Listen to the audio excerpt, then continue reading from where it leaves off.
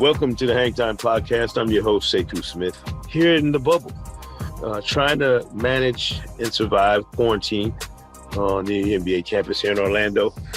So I'm getting pointers from everybody who's been here, the people who have been grinding through this thing. And Taylor Rooks of Bleacher Report has been here forever. I mean, you got to have some pointers for me, Taylor, in terms of how I manage this process without getting in trouble and adding days to my quarantine. Yes, for sure. Well, first, welcome to basketball paradise. You are in for quite the treat. It is definitely rough getting through those first 7 days. It's not because you have to stay in your room. It's because you can't leave your room. Like that was the thing for me, because even before I came to the bubble, I was quarantined. I was in my apartment. I just left to go to the store. But I also knew that if I needed to make another quick run, I could do it. Or if I just wanted to take a walk, I could do it. If I wanted to work out, I could do it, So it's just the idea that is just, it cannot happen, that I think is rough. But I hope you brought some books. I hope you have some good TV shows or movies that you love. That's really what got me through it. Also trying to do interviews, things like you're doing right now, podcasting. That passes the time. You'll probably feel a little bit of FOMO, like watching the games when you know that like you could be at the games. Yes. Luckily, there were no games happening when I was in quarantine, but I can imagine that is a feeling that will come. But once you're out, and there really are a bunch of fun things that you can do. I had that feeling watching Game 7 last night of the Nuggets and Jazz. Like these are things you want to be at in our business. You want to be at the games. You want to be there asking the questions after the games and talking to people and taking in the sights. What have these games been like, in terms of just being on the scene? I'm looking at your social media and I see, you're in places that not everybody else is. How have you found your way around here? How have you navigated that process? Yeah, well, thank you. I don't know. I think I really try my best to show the stuff that like you don't see on TV.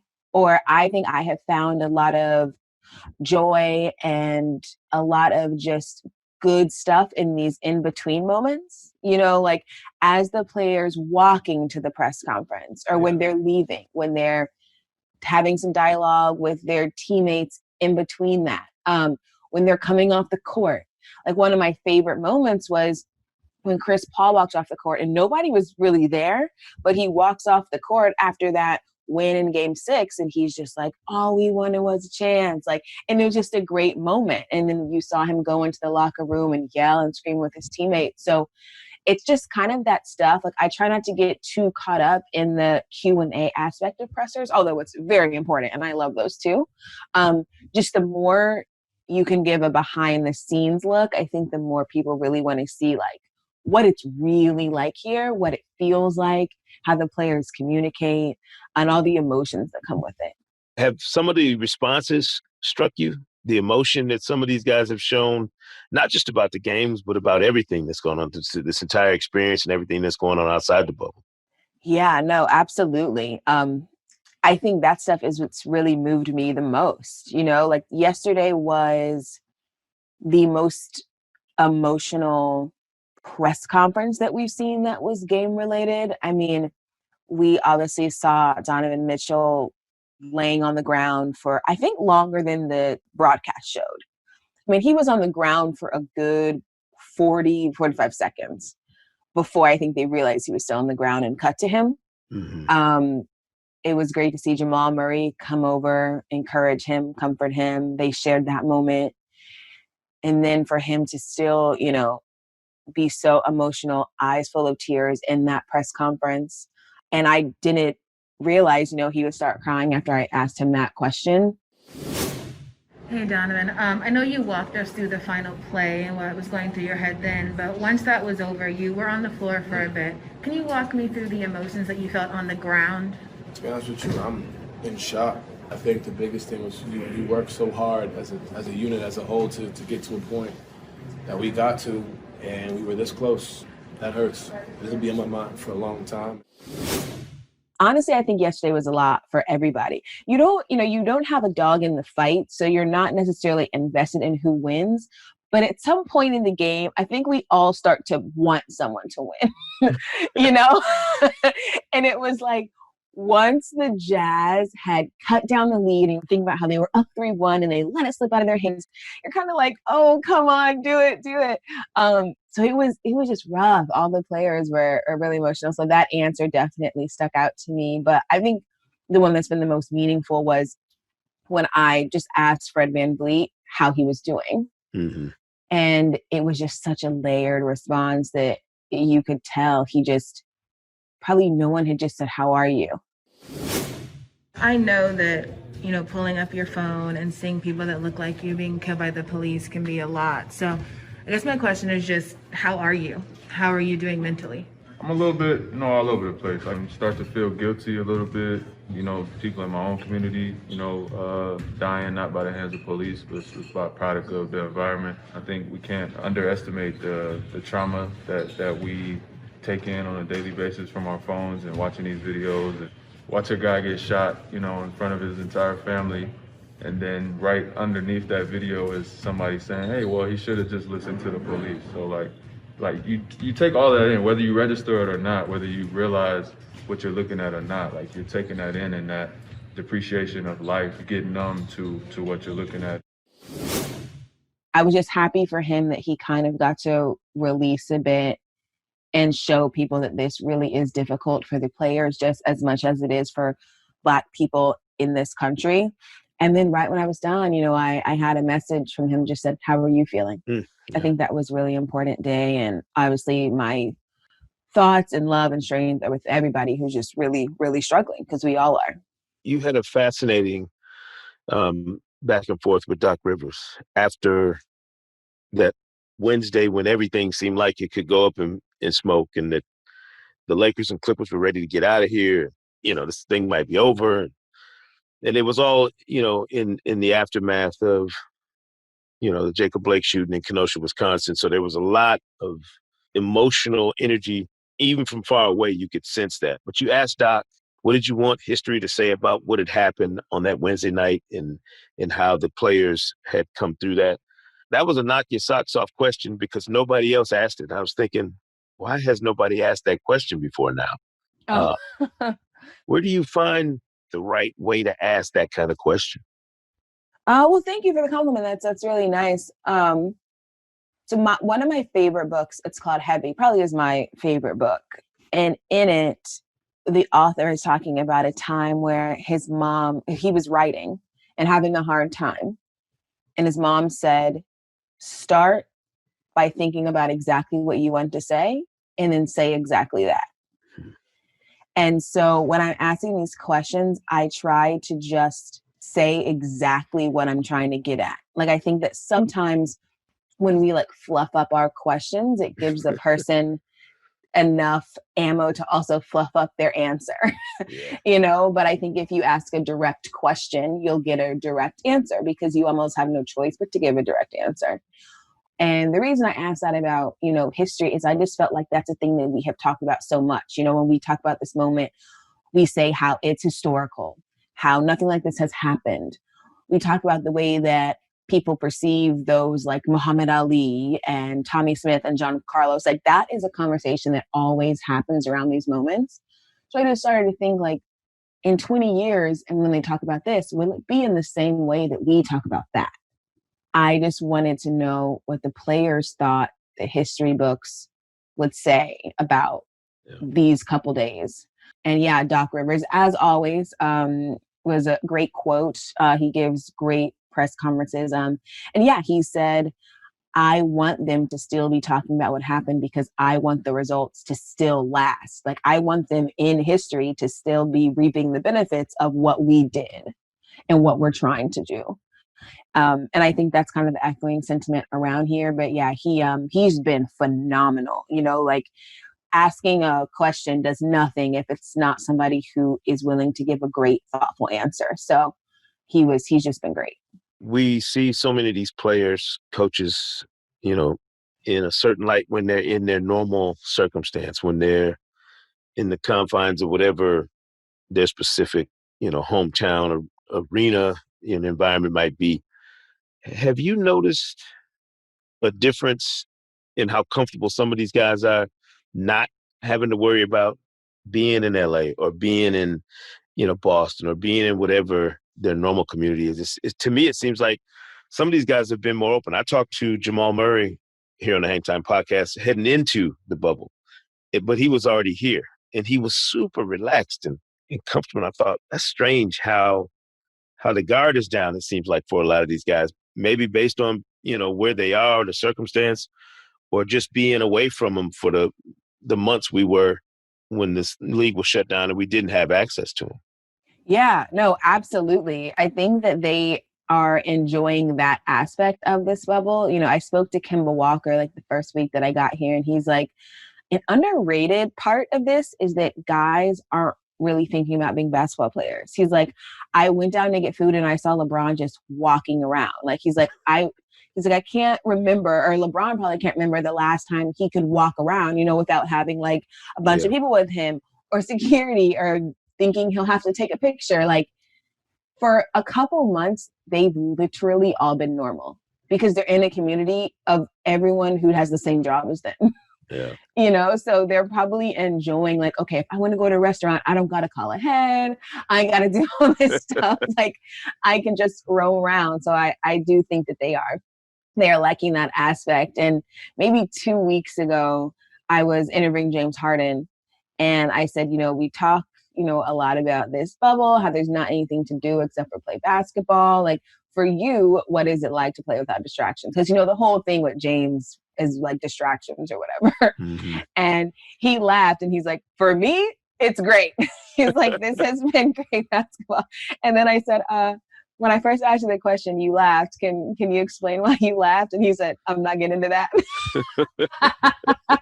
So yeah, I think players are enjoying not having distractions and also being able to just, be themselves on this campus. I've had months to observe the bubble from the outside. What does the outside look like to you now that you've been in here so long? Yeah, well, honestly, I'd say once you exit and you're here for a couple of weeks, you will definitely feel a disconnect. Mm-hmm. Like, I feel kind of disconnected to the outside world in a way that really makes me miss the outside world. And I can understand, the struggle that some people have had being in this bubble and feeling like you're not on the ground and really feeling the emotions that so many people are. And I don't know. I don't know if players realize the impact that they're having on people that aren't here. I hope that they do. I hope that they know that what they did was so important. But I've had a bunch of conversations with players that just are like, this is legitimately a bubble in all sense of the word. Like, we only know what is happening here right now and today. Like, that's it. There's, I think, a bit of a false sense of security because we know what it's like to be surrounded by people that don't have COVID-19, but that's going to be over once we exit, and you're going to have to readapt to understanding this is a very real pandemic that you need to be incredibly safe about. Not everything else is a bubble. I think that you're going to exit, you're going to talk to people that have been protesting, have been on the ground, those grassroots people, and be like, wow, like, this is what I was missing when I was in the bubble.